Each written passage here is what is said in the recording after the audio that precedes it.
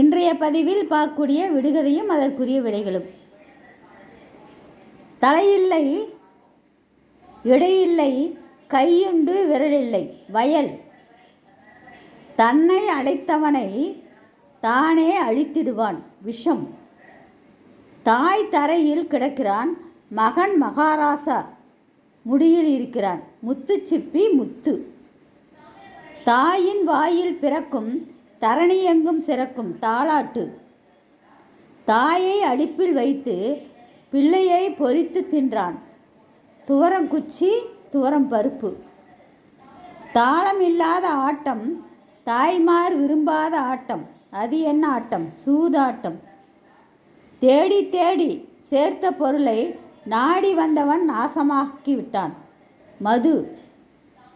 தேவையென்றால் வீசுவார்கள், தேவையில்லை என்றால் எடுத்து வைப்பார்கள், நங்கூரம். தொப்பையனுக்கு ஒரு வாசல், தோழனுக்கு 2 வாசல், சட்டை. நட்டமாய் நிற்கிறவனுக்கு நறுக்கு நறுக்கென்று கடிக்கிற வேலை, அரிவாள் மனை. நட்டேரி நடுவில் நடுத்தம்பி குழல் ஊதுகிறான், தவளை.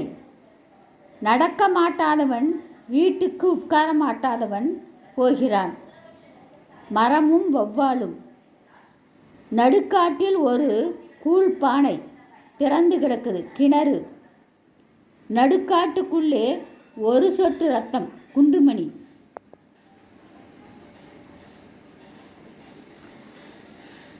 நடுக்காட்டுக்குள் 4 ராஜா குடைபிடித்து கொண்டு நிற்கிறான், மாட்டுக்கொம்பு, மாட்டுக்காம்பு.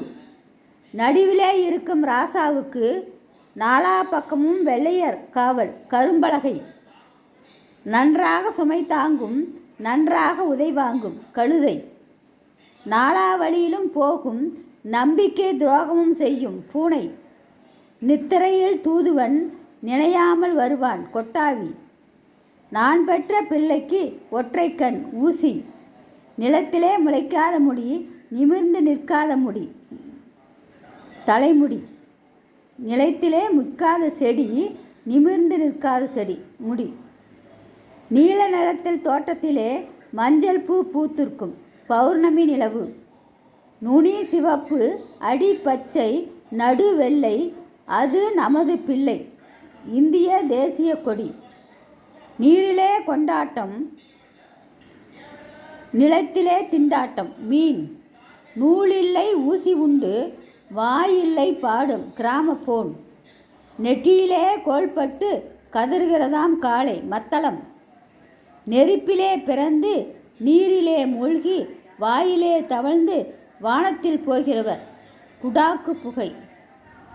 பகலில் தூங்குவான், இரவில் அலறுவான், ஆந்தை.